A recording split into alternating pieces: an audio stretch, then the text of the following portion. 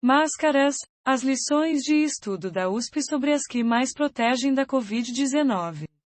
Trabalho do Laboratório de Física da Universidade mostra que algumas filtram até 98% das partículas que podem conter o coronavírus, enquanto outras, só 15%. Veja dicas de como se proteger melhor.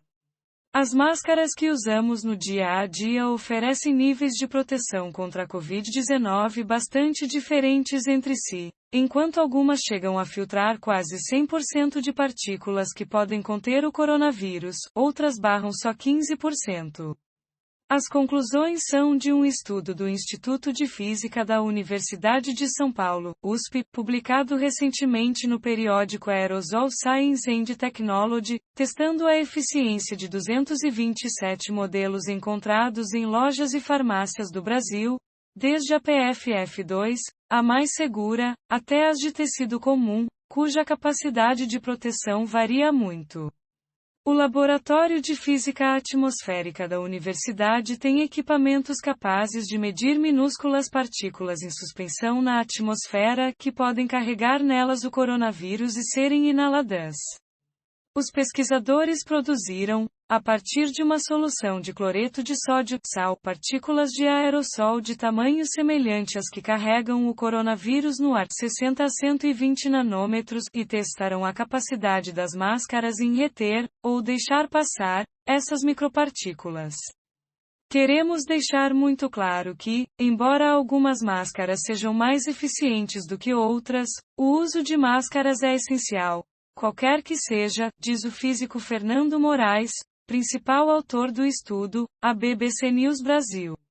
Dito isso, esse e outros estudos trazem lições importantes sobre como cada um de nós pode melhorar a proteção individual, essencial no momento de redução no isolamento social e de circulação de novas variantes mais contagiosas e potencialmente mais graves do coronavírus.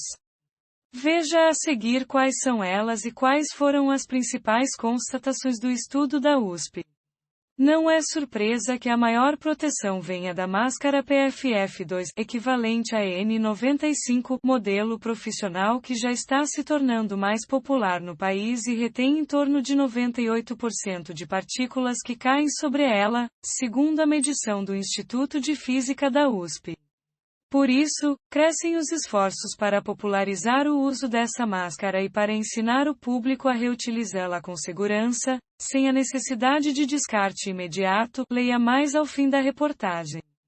Em segundo lugar, diz o estudo, ficaram as máscaras cirúrgicas, que filtram 89% das partículas. Além de ter boa filtragem, a máscara cirúrgica é elogiada por Fernando Moraes por não dificultar a respiração e por ter aquele arame em cima do nariz, o clipe nasal, que permite um ajuste melhor ao rosto. Isso nos leva a um fator crucial para essa ou qualquer outra máscara. Ela precisa de fato estar bem ajustada ao rosto, tanto na área do nariz quanto nas laterais, ou não vai ser capaz de impedir a entrada do ar não filtrado. O grande problema das máscaras cirúrgicas é o ajuste no rosto, que deixa algumas brechas, disse a BBC News Brasil, no início do mês, o físico Vitor Mori, pesquisador da Universidade de Vermont, nos Estados Unidos, e integrante do Observatório Covid-19 BR.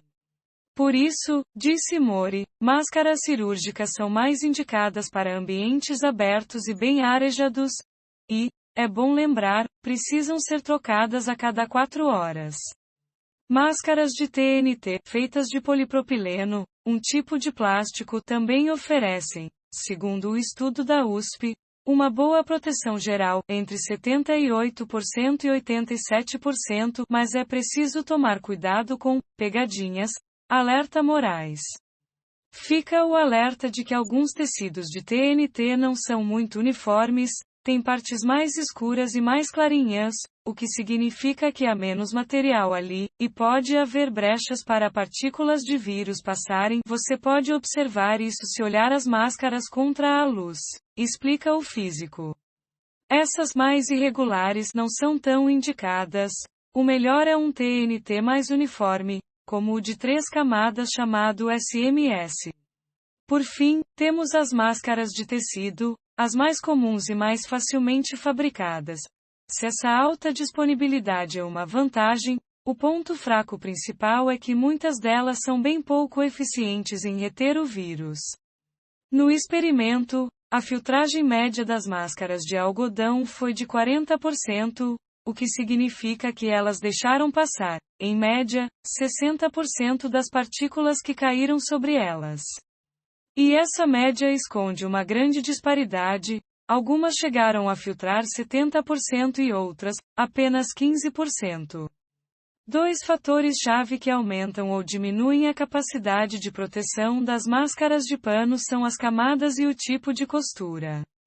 Na prática, explica Moraes, é uma máscara furada, máscaras que tenham costuras industriais feitas com soldagem são ok, mas a máscara caseira de costura central não é recomendada.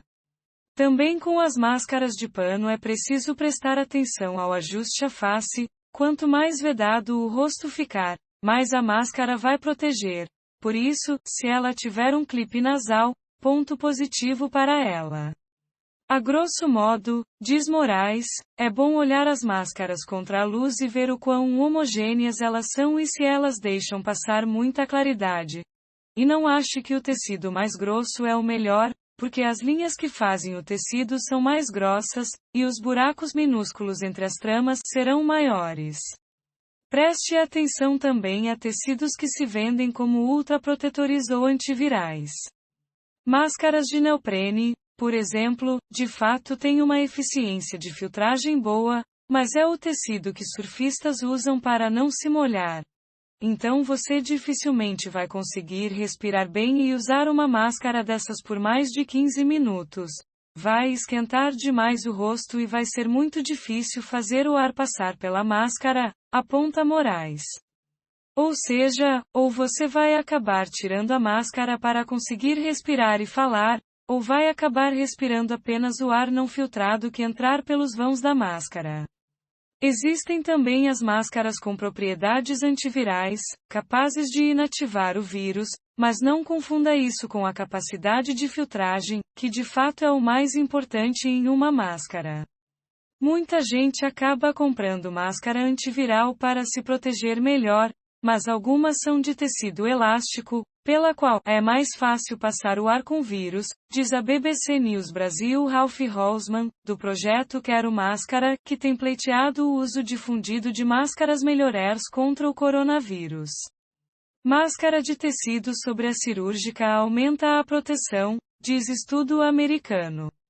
Se você quer aumentar a eficiência da sua máscara de tecido, vale ter em mente um estudo apresentado em fevereiro pelo Centros de Controle de Doenças dos Estados Unidos, CDCS, apontando que o uso de uma máscara de tecido por cima de uma cirúrgica conseguiu bloquear mais de 90% das partículas emitidas em uma tosse simulada.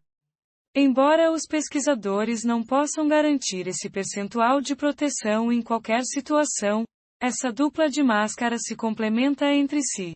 Enquanto a cirúrgica é melhor na filtragem de micropartículas, a de pano veda melhor o rosto e consegue fechar algumas das brechas eventualmente deixadas pela cirúrgica, por onde passaria ar não filtrado.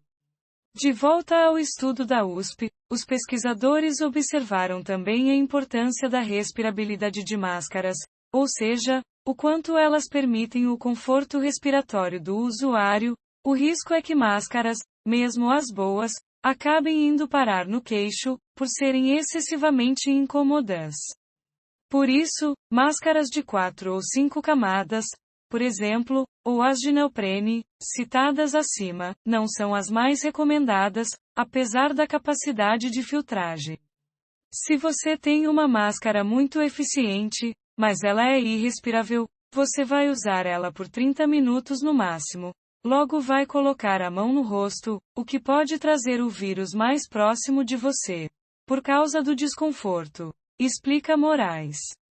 Para ele, a máscara ideal é aquela que você vê inflando e desinflando, o que significa que o ar de fato está passando pelo tecido. Se a máscara não está fazendo isso, significa que o ar está vazando por cima, por baixo ou pelas laterais, E daí é quase a mesma coisa que não estar usando uma máscara, uma vez que você vai acabar inalando ar não filtrado.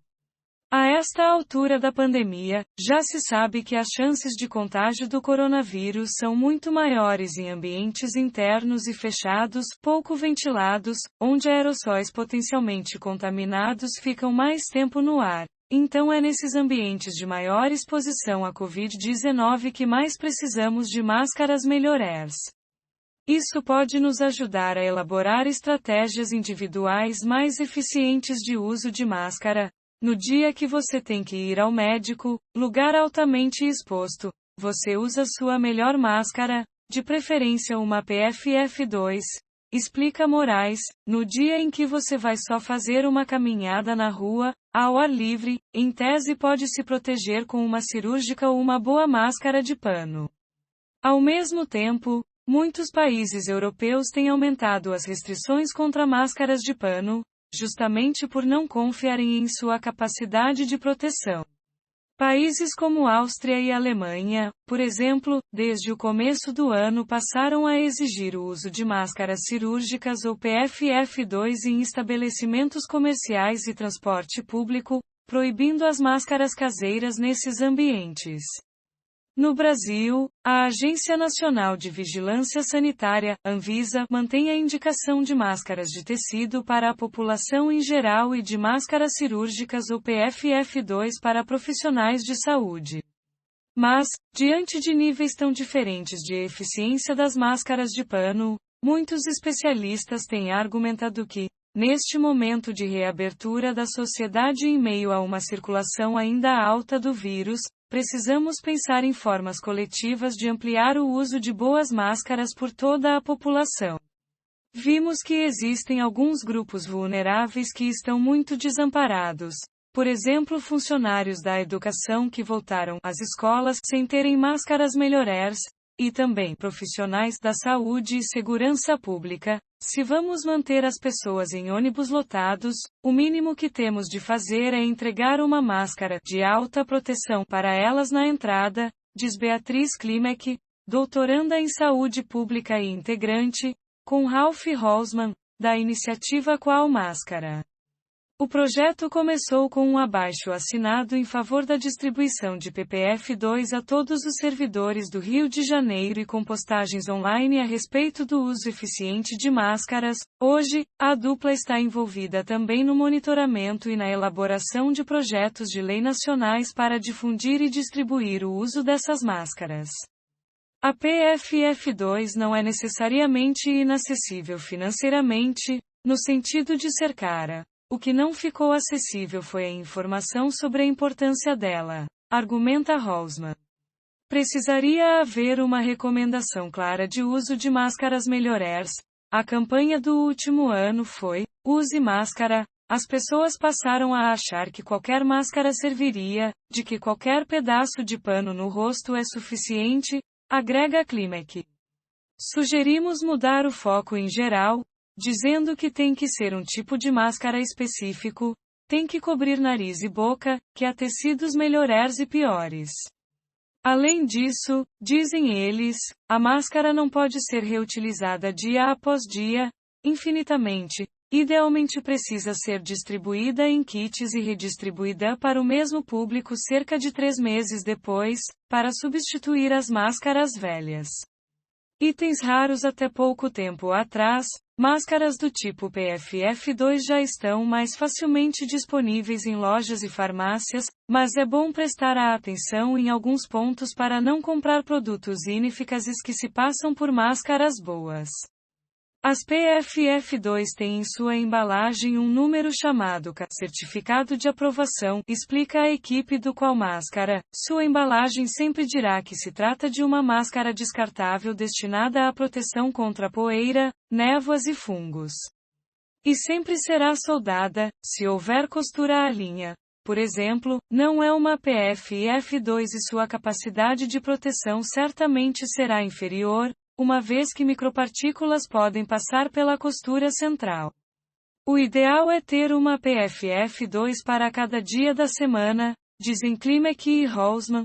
Depois de USA lá, É importante não mexer na parte frontal da máscara que pode estar contaminada, e manuseá-la apenas pelos elásticos, e nunca se deve passar álcool ou sabão na PFF2.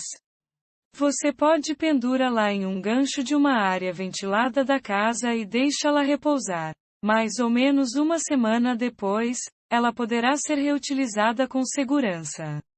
Para Beatriz Klimek, o uso de boas máscaras pode ter uma capacidade maior até do que a vacina de prevenir mortes no curto prazo, uma vez que o imunizante está disponível para uma parcela pequena da população brasileira. Para Fernando Moraes, da USP, vale sempre lembrar que devemos usar a máscara, não porque é obrigatório, mas porque queremos vencer a pandemia e proteger uns aos outros.